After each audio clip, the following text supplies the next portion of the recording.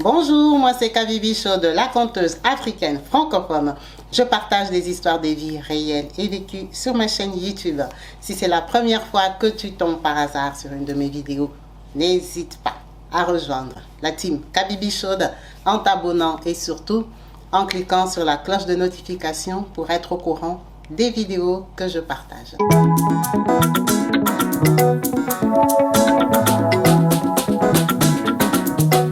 Partout dans le monde, sans exception, abonnez-vous sur la chaîne YouTube Kabibi Show TV. L'information en temps réel, Allez. Oh, partout dans le monde, Bibalete, Kakamoko, c'est Kabibi Show TV.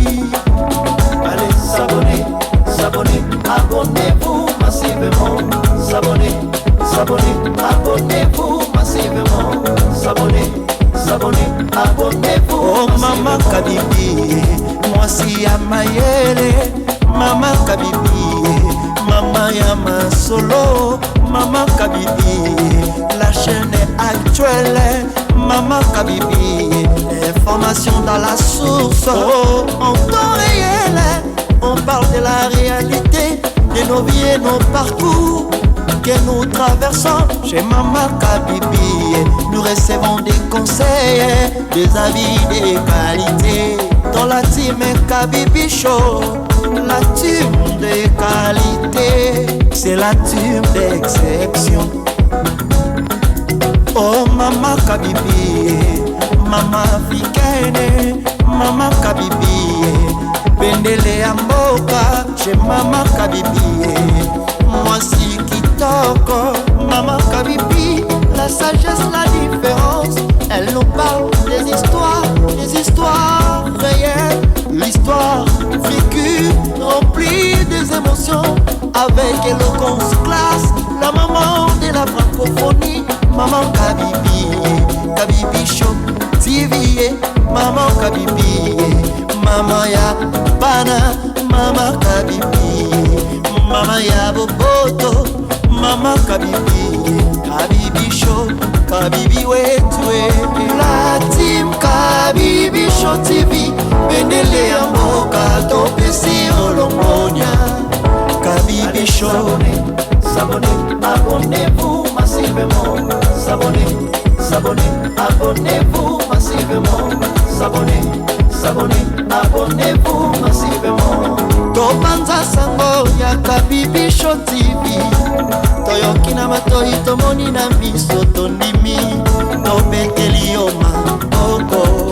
La team Kabibi Show, Kabibi Show, Kabibi Show. S'abonner, abonnez-vous massivement, s'abonner, abonnez-vous massivement, s'abonner, abonnez-vous massivement.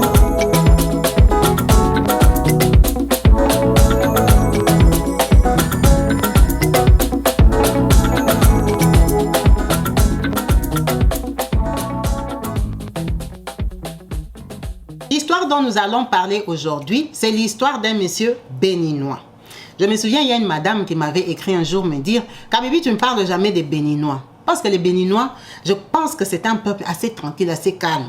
Ils n'ont pas trop de petits conflits inutiles. Ce ne sont pas des gens qui font beaucoup de scandales. En tout cas, jusque-là, moi, je ne tombe pas sur les histoires des béninois. Par contre, cette histoire du monsieur béninois sur laquelle je suis tombée, qu'on m'a envoyé, m'a juste scandalisé. Le papa dont nous allons parler, c'est monsieur, il vit au Bénin. Il vit au Bénin en Afrique. Ce monsieur s'est permis d'avoir 10 enfants. 10, 1, 2, 3 jusqu'à 10. Avec la même femme. En étant pauvre. Il n'a pas d'argent. Mais il a l'activité de s'occuper de sa femme et lui faire des enfants. Donc la souffrance l'a dépassé. Qu'est-ce qu'il a fait? Il s'est dit, bon, moi là, il faut que je trouve l'argent pour nourrir les 10 enfants. Avec ma femme, on se débrouille et tout ça, mais ça ne suffit pas, on ne s'en sort pas. Tous les 10 enfants ne sont pas scolarisés. C'est ce que je vais faire. Je vais prendre mon fils de 9 ans, l'amener au Nigeria. Au Nigeria, là, c'est pas à Lagos. De l'amener Dans la province, dans une province au Nigeria, les noms est trop, ça s'appelle Egun State ou Egun State là. Egun State, pour les gens qui connaissent le Nigeria. Egun State. Il a dit, il va amener son enfant là-bas à Egun State parce que il a son frère, le frère du monsieur béninois. Il ne vaut même pas la peine qu'on cite son nom. Le monsieur béninois là, il a son frère qui travaille là au Nigeria, qui est un ouvrier. Cet ouvrier là travaille apparemment dans une société où on fait des plantations. Donc, eux, ils sont les gens qui vont récolter et faire le produit fini. On n'a pas précisé de quel produit fini dans les journaux. On a dit que le monsieur travaille là-bas. C'est un ouvrier. Et il gagne quand même sa vie des ouvriers. Ça fait au moins 7 ans qu'il travaille là-bas. Donc, au Bénin, on sait que lui, il est parti au Nigeria, ça fait 7 ans. Quand on voit que lui, à partir du Nigeria, il envoie des 50 euros, des 100 euros, on s'est dit que lui, il gagne la vie au Nigeria, il s'en sort. Ça veut dire que son frère l'a envié. Son frère dit, comme mon petit frère travaille au Nigeria, mon fils de 9 ans ici, il ne fout rien, il ne me sert à rien. J'ai les autres là qui sont quand même grands, ça donne l'espoir que bientôt, ils vont s'en sortir dans la vie. Je peux prendre celui de 9 ans. Je ne vais pas le donner à mon frère.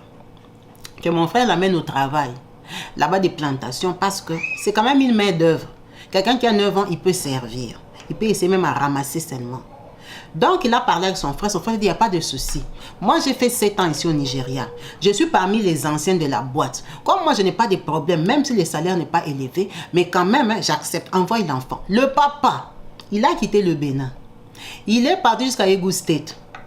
Il arrive chez son petit frère le reçoit, il parle avec le propriétaire des plantations, le propriétaire de la société nigérienne. Le Nigérien comprend que bon, le petit frère vient, il lui manque, non c'est mon neveu, ils sont pauvres vraiment, il va aider sa famille, papa pardon, aide-les, même à faire la cueillette, la ramassette, pardon.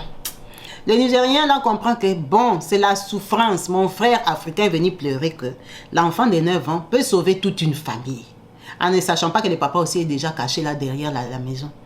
Il dit, bon, comme tu as pleuré, prenez-le. Vous commencez à l'envoyer, amène-moi la houe, amène-moi la machette, amène-moi les... Ah, vous voyez, qu'ils soient les petits des courses. Hein. Je ne veux pas qu'ils fassent le boulot dur comme vous. Oh, d'accord, patron, merci pour ta compréhension. On a pris le petit ici de 9 ans, que je vous mets en photo. Le petit de 9 ans là, on a caché son visage. Vous allez comprendre pourquoi. Mais c'est lui, c'est l'original, c'est l'enfant là dont on parle. On lui a donné le travail. Le travail qu'on lui a donné, c'est d'envoyer, petit ramasseur. Quand ils arrivent à la fin du mois, prenons que l'oncle, hein, un exemple, prenons que l'oncle, il gagne 50 euros. Et maintenant, le petit, là, on l'a payé 5 euros. Et le papa était encore là au Nigeria. Il dit, mais c'est pas possible. Comment ton chef lui a payé 5 euros? Mais il travaille comme toi. Il devait le payer 50 euros. Ah. Il dit, moi, je n'ai pas compris. Je vais demander au chef. Quand il va demander au Nigérien, le Nigérien lui dit, je t'avais dit que l'enfant là a 9 ans. L'enfant là ne fait pas le même travail que toi. Pourquoi je vais lui payer 50 euros? Tu as dit qu'il a juste besoin d'argent pour dépanner sa famille. 5 euros, ça suffit? Moi, je n'embauche pas les enfants. Toi, tu as trouvé un enfant ici. Oh non. Mais pourquoi tu m'as amené un enfant? L'enfant, il est là. Je dis, il faut seulement l'envoyer. Il ne faut pas lui donner le boulot. L'enfant, il vous dépanne et tout ça. Je lui ai payé 5 euros. C'est ce qu'il a travaillé. Moi, je n'ai pas l'argent à ramasser. L'argent distribué. Tu veux que je paye 50 euros, pourquoi? Toi, un adulte, 50, lui aussi, un enfant, 50. Mais la vie est trop facile pour vous, en fait. C'est comme ça qu'ils sont scandalisés. Il rentre dire ça à son grand frère. Il a dit que le Nigérien a dit, il ne va pas augmenter les salaires. Ah! Les grands frères disent, c'est pas possible. Donc, si c'est que l'enfant, il va rester chez toi pour gagner 5 euros, ça me sert à quoi?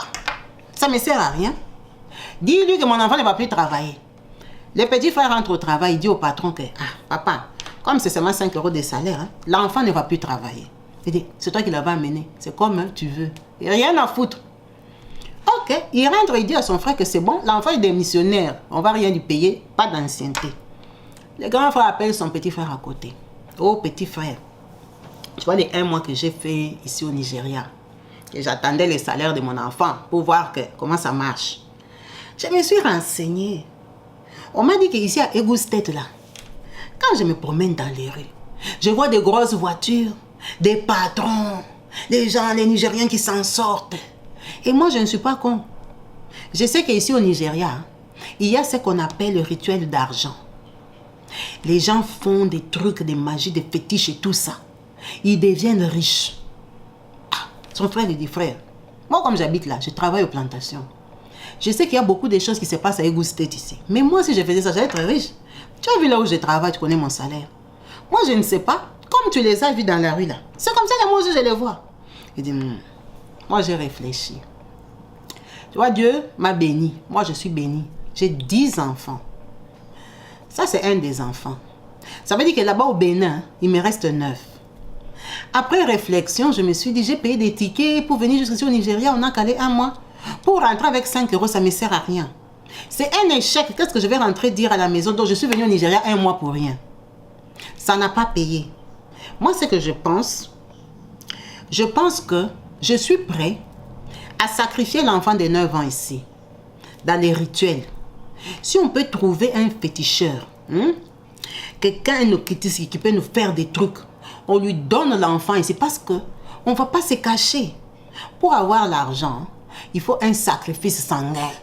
Moi, je suis béninois, je connais, non? Est-ce que je suis un enfant? J'ai 10 enfants, je suis un papa.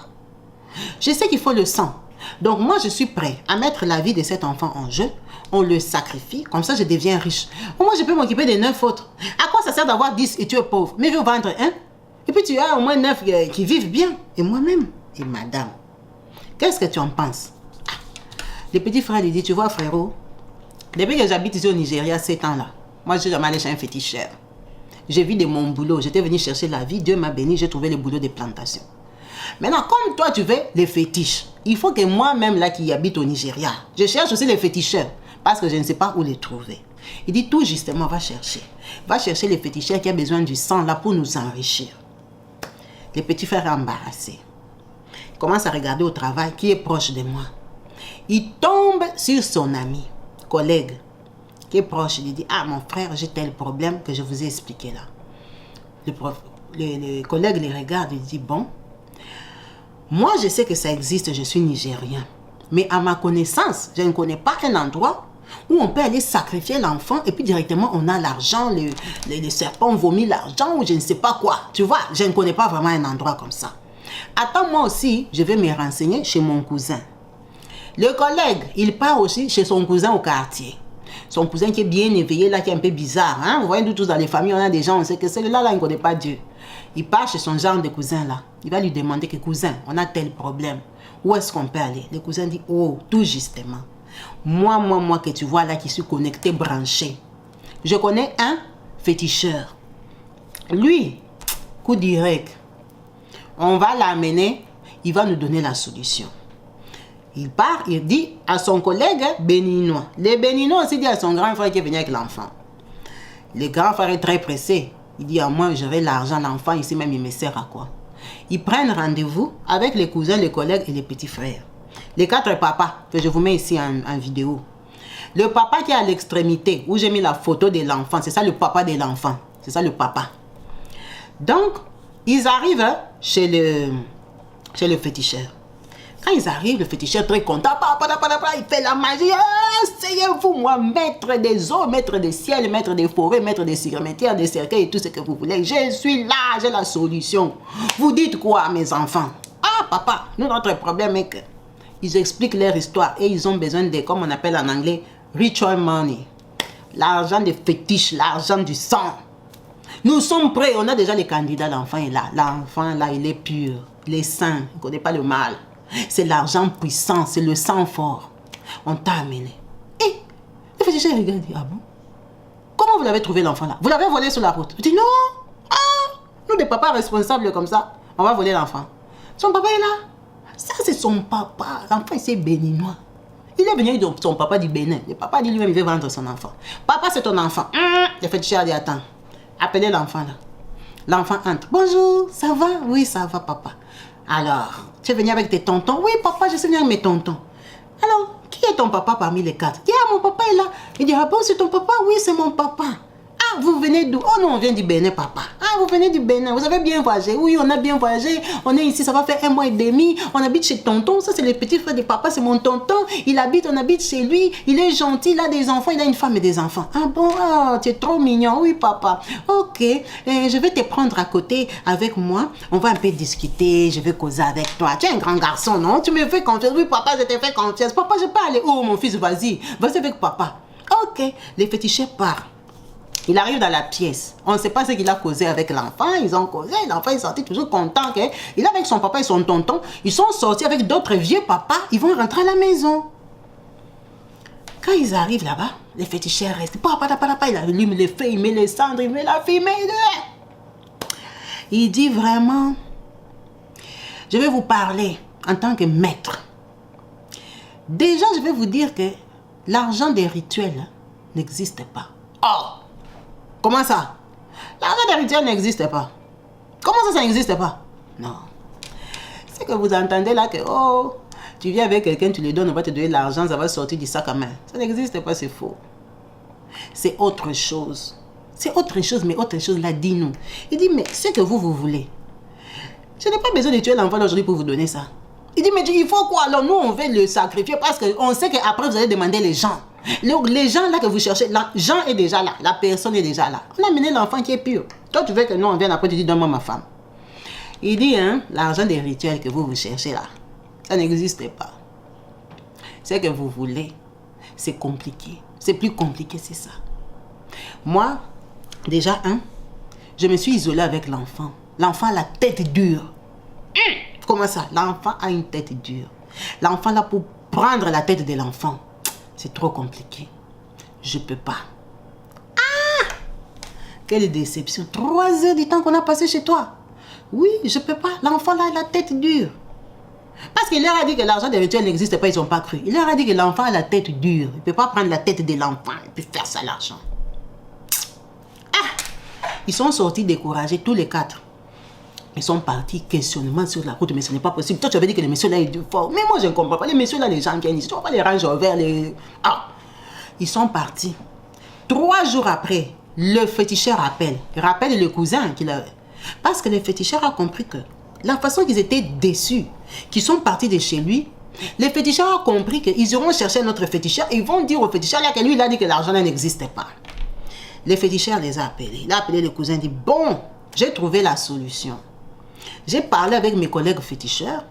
Je leur ai expliqué le cas, que l'enfant est béninois et tout ça. Il a dit quoi? J'ai trouvé un collègue qui est très puissant, qui est plus fort que moi. On va s'allier. Nous sommes 3. On va écraser l'enfant là, on va faire le truc. C'est bon, c'est bon. Mais par contre, vous savez que ce n'est plus moi tout seul.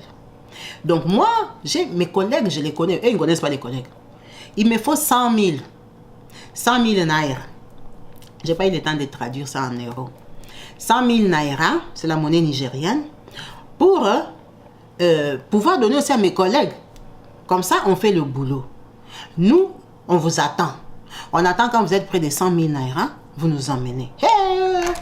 Il a amené les messages. Le papa là, qui venait du Bénin, n'avait pas d'argent. Son frère a cherché 50 000. Il est parti emprunter. Le frère a trouvé 50 000. Le collègue a trouvé 25 000 et le cousin du quartier a trouvé 25 000. Ça fait 100 000.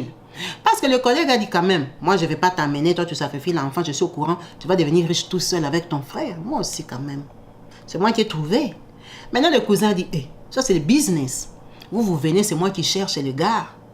C'est moi qui vous amène de gare en gare et puis moi j'aurai rien. Donc quand vous voulez quelque chose, nous tous on doit mettre dans les 100 000. Parce qu'avant on était parti, c'était gratos. C'était on donne l'enfant, après on a l'argent. Mais maintenant, il faut qu'on donne l'argent. Nous, on ne peut pas avoir 100 000. Donc, ils se sont partagés les tâches.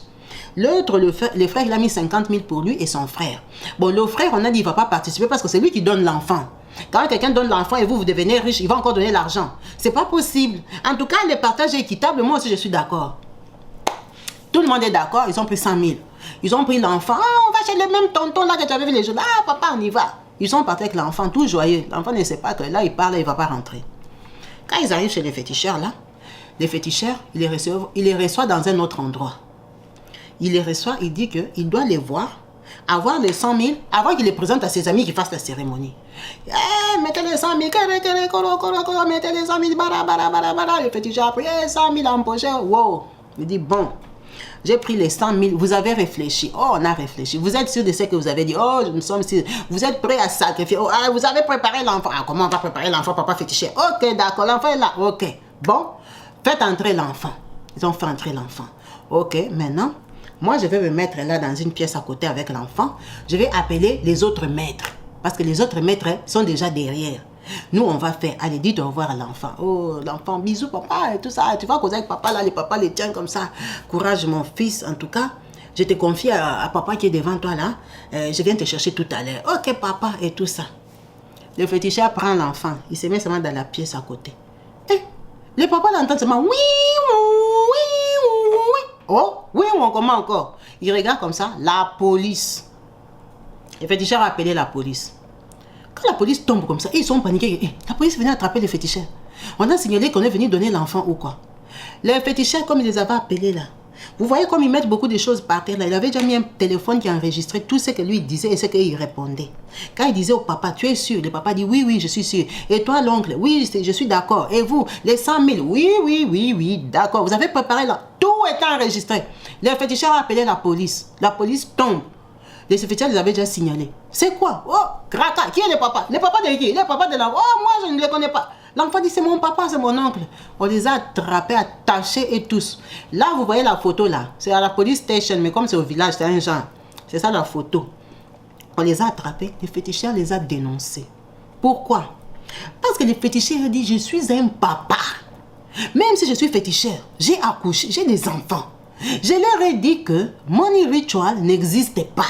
En tant qu'adulte, en tant que papa. J'ai vu qu'ils n'ont pas capté. J'ai vu qu'ils ont refusé. J'ai compris qu'ils vont aller chercher ailleurs. Quand j'ai regardé l'enfant, et je sais que l'enfant là, même s'il les sacrifie, ils n'auront pas l'argent. Ça ne sert à rien.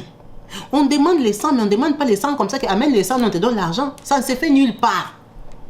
C'est qu'on t'a déjà fait tellement de choses que tu es redevable au monde des ténèbres que nous-mêmes, on va choisir les 100.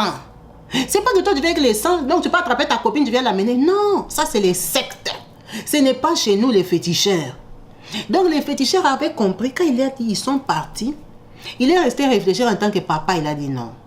On va tuer l'enfant ici pour rien. L'enfant n'a rien fait. En tant que papa, les féticheurs a eu la conscience. Il a eu la présence d'esprit de les piéger. Les féticheurs a présenté les 100 000. C'est la police qui a pris les 100 000. Tu connaissais un peu la police d'Afrique, non? Un bon business. La police a empoché les 100 000. La police les a arrêtés. Les féticheurs les a vendus. Il a dit qu'ils sont incrédules. Ils n'ont pas de sens. Je leur ai dit que ça n'existe pas. Et je savais qu'ils vont chercher notre personne égoïste. Comme je connais mes collègues, je savais que tel peut accepter, tel peut prendre l'enfant là pour sacrifier pour autre chose et tout ça. J'avais vu que ça servait à rien. Le petit, on allait le vendre pour rien et eux, ils n'allaient pas avoir l'argent. Donc j'ai préféré les dénoncer. Les féticheurs a dénoncé le papa du propre enfant. Cette histoire est sortie dans les journaux. On a convoqué la maman là du Bénin qui vient récupérer ton enfant, ton mari en prison au Nigeria. Il voulait vendre l'enfant.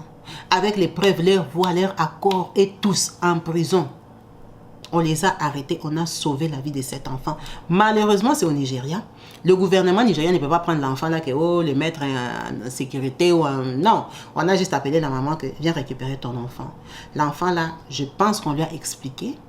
L'enfant est sûrement traumatisé et la maman imaginait alors, à moins qu'elle soit complice de connivence avec son mari, elle est venue récupérer son enfant pour ramener au Bénin. Le papa est resté en prison au Nigeria parce qu'il est venu commettre un acte criminel sur le territoire nigérien.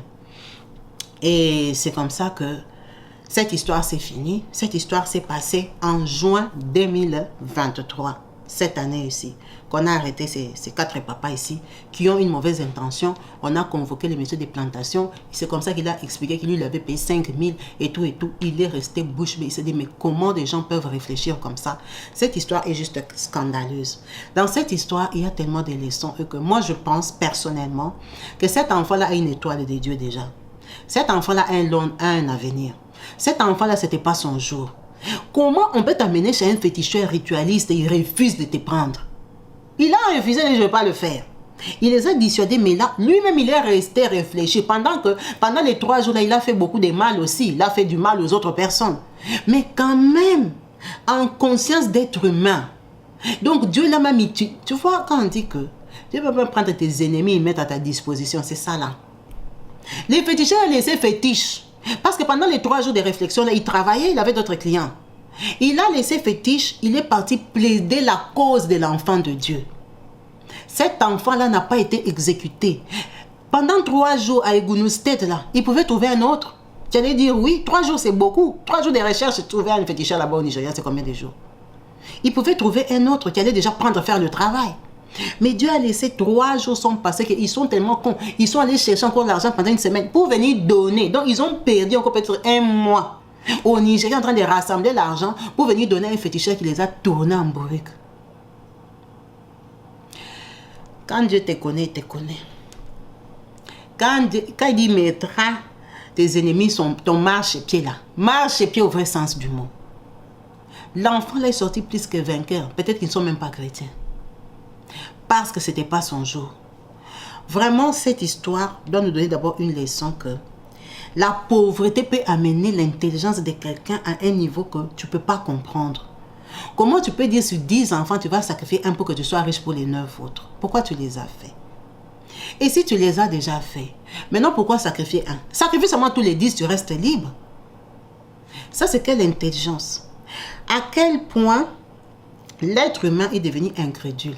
Comment un papa peut serrer le cœur de son enfant? Vous qui avez les enfants de 9 ans, asseyez-vous un peu, regardez un peu vos enfants comme ils sont là dans vos maisons. Dites que cet enfant ici, je vais démarrer ma voiture consciemment, je ne vais pas le laisser pour avoir l'argent. L'argent là, c'est pour faire avec quoi? Et ta conscience. En fait, lui, il est né, il n'a pas besoin de vivre. Toi, quand tu étais né, tu avais 9 ans là, tu avais envie de grandir et de devenir papa, faire jusqu'à 10 enfants. C'est lui qui n'a pas le droit parce qu'il est juste ton enfant. Mais c'est horrible. C'est très méchant. Jette-le dans la rue, qu'il soit des clochards qui là se battre. Il y a des clochards qui se sont sortis dans la vie. Va les laisser chez les sœurs religieuses ou va les jeter je ne sais pas où.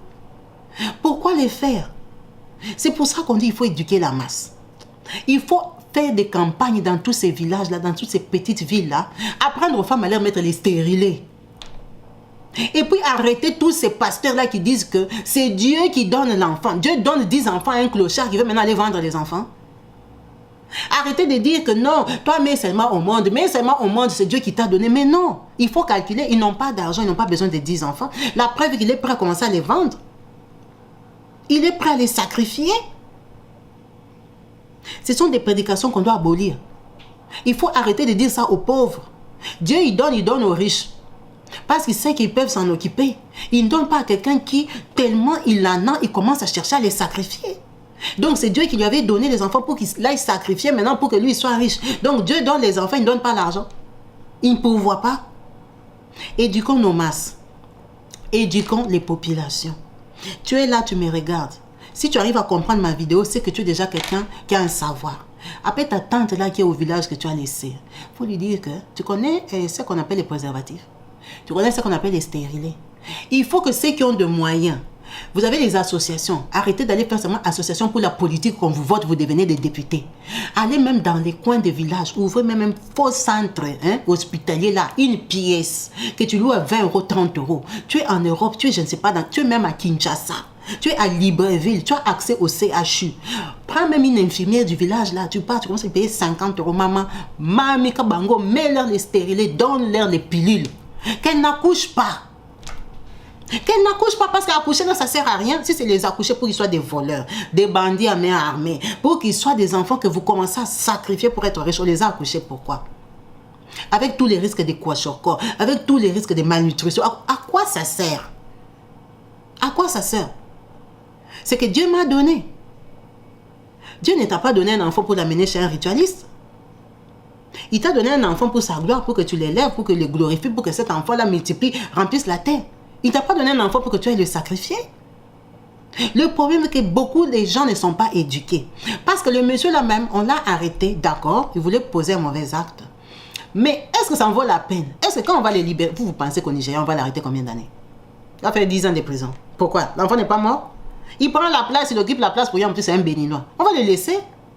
On va le libérer. L'année prochaine, déjà, si on cherche, bien, le papa là sera déjà rentré au Bénin. Mais il a déjà cette pensée-là. Et au Bénin, il y a le vaudou. Au Bénin, il y a la sorcellerie. Au Bénin, il peut trouver même au Bénin. Comme c'est déjà sa pensée, il peut changer seulement d'enfant. Parce que l'enfant l'a déjà signalé. Est-ce que les autres qui sont restés au Bénin sont au courant que pourquoi papa est arrêté? Ou ils pensent que papa travaille au Nigeria? La femme là qui est restée maintenant avec un mari arrêté au Nigeria, c'est quoi son sort? Elle ne peut pas le tromper, elle a 10 enfants. Elle est fidèle, elle est villageoise. Qu'est-ce qu'elle fait pour vivre avec les 10 enfants là? Les enfants là ne seront pas des braqueurs, des voleurs. Ils seront quoi? Bon, pourquoi elle les a eus? Le problème est qu'on aurait dû éduquer cette femme là. On aurait dû lui poser un stérilet. Attraper le papa là, lui apprendre qu'elle porte les préservatifs, ne fait pas les enfants. Même si c'est vulgaire, c'est brutal de dire ça. Mais le papa, il n'est pas éduqué lui-même. La femme qui a fait 10 enfants, il n'en voulait pas. C'est une charge qu'il ne sait pas assumer. Il n'en a pas besoin. La preuve est qu'il est prêt à les vendre. Si donc même moi, là, je cherche un enfant à sacrifier, je n'ai pas de papa, c'est comment? Donne-moi même 2 noms. Il va te donner. S'il trouve les bons tontons béninois, les bons tontons nigériens, là, qui cherchent les sangs, il va vendre ses enfants parce qu'il n'en a pas besoin. Il les a fait pour rien. Il les a fait pour rien. Lui-même, il cherche à s'en débarrasser. Alors, il faut qu'on éduque les populations. Il faut qu'on parle aux gens que tu sens que ta cousine, elle est bête. Tu l'appelles cette année, je viens d'accoucher. L'année, maman, envoie-lui les pilules. Envoie-lui les pilules. Tu dis, toi aussi. Parle-lui, réveille. Ça veut dire qu'elle n'est pas intelligente, elle n'est pas instruite, elle ne sait pas. C'est elle qui accouche, c'est elle qui te demande l'argent à Paris. Elle te demande l'argent en Belgique. Mais non, il faut lui dire. Il n'y a personne pour lui dire au Congo.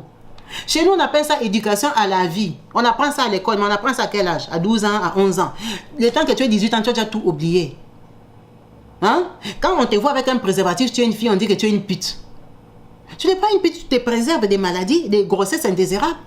Avec des aventuriers avec qui toi tu sors. Ta cousine, elle est bien mariée, mais elle est bête. Mais il faut lui parler. Comment moi je t'appelle en 2022, tu viens d'accoucher en 2023, tu as accouché en 2021, tu vas accoucher en 2020. Tu accouches quoi? C'est toi qui es là tout le temps, Western Union. Pourquoi tu accouches? C'est Dieu qui m'a donné. Qui t'a donné? C'est pas Dieu qui t'a donné. C'est toi qui n'es pas éduqué, qui est illettré.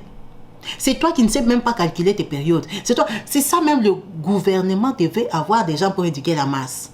Aller dans les sous-quartiers là où on fait que procréer, fabriquer des bandits à main armée, des koulouna, des assassins, les enfants sont devenus délinquants, des prostituées partout là. Là où on les produit là. Hein? Il faut aller éduquer ces masses-là. Parce que ces enfants-là vont faire pareil. Ça veut dire que c'est un mouvement qui ne va jamais s'arrêter. C'est un mouvement qui ne va jamais s'arrêter. On doit faire une réunion de tous les pasteurs de la ville, soit de Libreville, du Gabon, de Yaoundé, je ne sais pas quoi. On les fait asseoir. Conférence, on leur dit comme les masses vous suivent. Comme les gens sont prêts à gober toutes les bêtises que vous leur dites, mère de faim une semaine, mère de faim 3 jours, ils acceptent. Hein. Il faut que vous leur apprenez que avoir les enfants des autres comme ça ne sert à rien. Si c'est pour les tuer, les sacrifier au rituel, hein, ça ne sert à rien. Si c'est pour remplir la terre des bandits, ça ne sert à rien, ce n'est plus la bénédiction de Dieu. Parce que moi, je pense que si les pasteurs commencent à prêcher ça, les mentalités vont changer. D'ici 10 ans, ça va changer. Parce que les gens gobent tout ce qu'ils disent.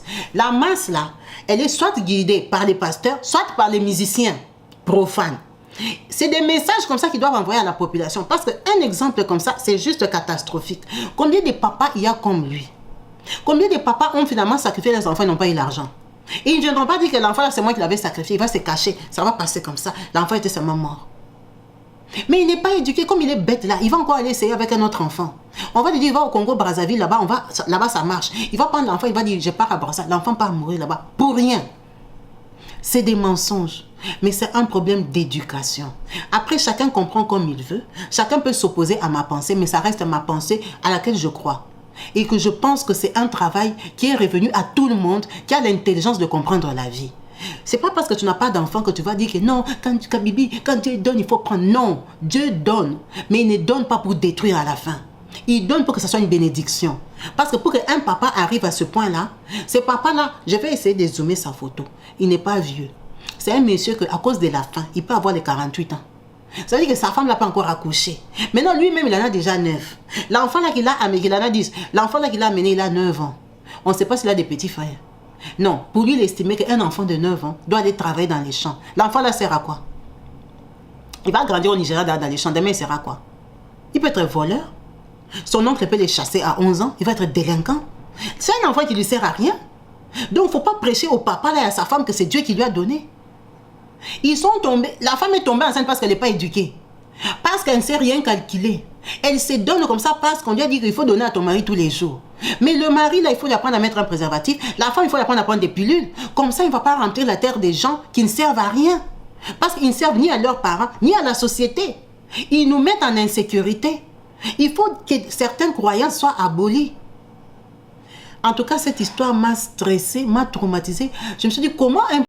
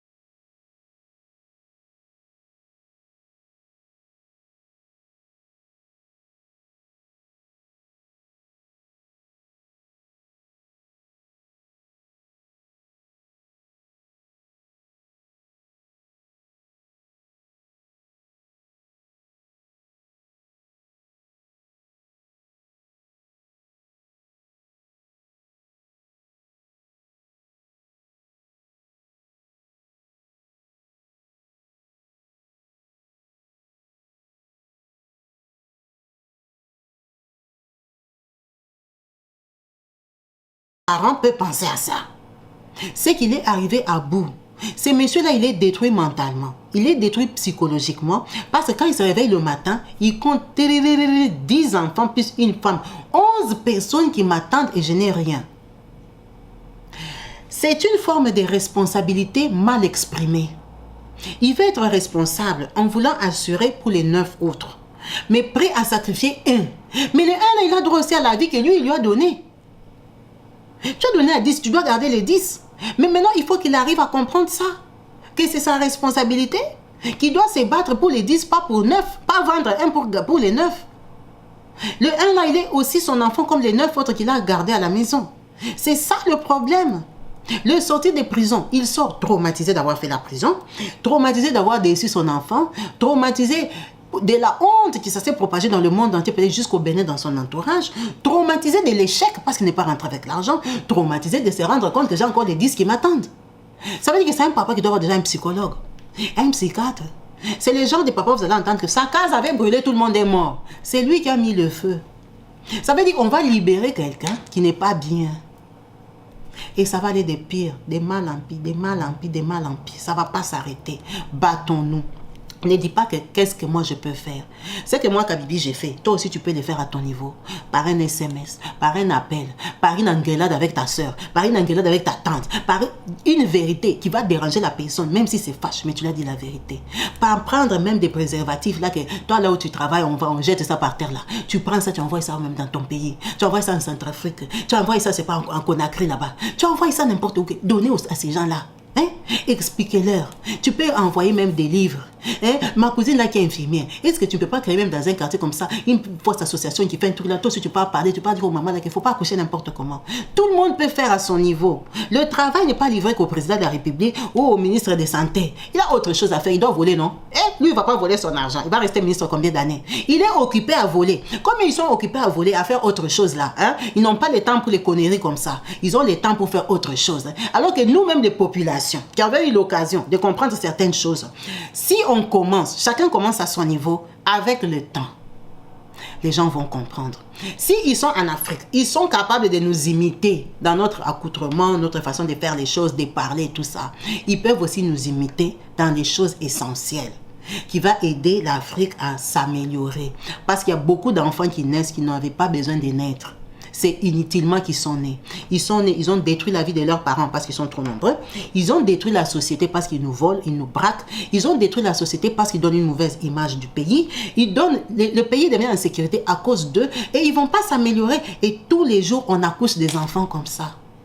tous les jours que Dieu a créé ici. Il y a des enfants, quand ils naissent, et la maman et le papa, et lui-même l'enfant, il sait que comme je suis là, ma destination c'est clochard. Parce que je ne suis ni voulu, ni désiré, ni accepté. J'ai atterri dans une famille où il n'y a rien. C'est vraiment si Dieu lui fait une grosse grâce qui peut tomber sur un système qui change, une association qui les ramasse, une situation qui s'améliore. Mais déjà à la naissance, il n'a pas d'avenir. Il peut tomber sur une chance qu'un jour il s'en sort tout seul. Mais ils sont combien qui se sont en sortis? Il faut dire la vérité. Il y en a qui se sont en sortis à partir de la rue de rien du tout. Mais ils sont combien? Ils terminent morts, poignardés par d'autres gardes de la rue. Ils terminent en prison. Ils terminent mal. Ils traversent, ils vont voler dans d'autres pays. Ils gâchent l'image. C'est ça. C'est ça pourquoi? Parce que les mamans là ne savent pas comment ne pas accoucher. On va s'arrêter là. Je pense que le message est passé pour les personnes qui ont envie de comprendre. Ceux qui n'ont pas envie de comprendre, qui ont envie de venir écrire n'importe quoi, vous êtes libre. Chacun garde ce qu'il a envie de garder. De penser, continuer à croire ce qu'il a envie de croire. De s'abrutir au maximum par les évangélisations ridicules. Continuer, chacun est libre. C'est pour ça qu'on dit que nous vivons dans un pays libre. Nous sommes libres de croire ce qu'on veut. Mais au moins, moi, je pense qu'en tant que femme, en tant qu'Africaine, j'ai fait ma part. Pour moi, j'en suis satisfaite. Et pour ceux qui ne sont pas d'accord, ils gardent leur point de vue. Merci à vous tous. C'est vraiment dommage. Cette histoire n'aura pas de suite, parce que ça ne vaut même pas la peine de chercher à savoir comment ça va finir. On sait très bien, vous et moi, comment l'Afrique fonctionne. Ce papa ne va pas rester en prison. Il va être libéré parce qu'il ne sert à rien. À les garder dans une prison là-bas, Igounou State là. Il sert à quoi? C'est un béninois. On va les chasser. Donc c'est passé comme ça. Voilà. C'est comme ça que malheureusement nos pays fonctionnent. Merci à vous tous d'avoir suivi cette vidéo, d'être branchés sur ma chaîne.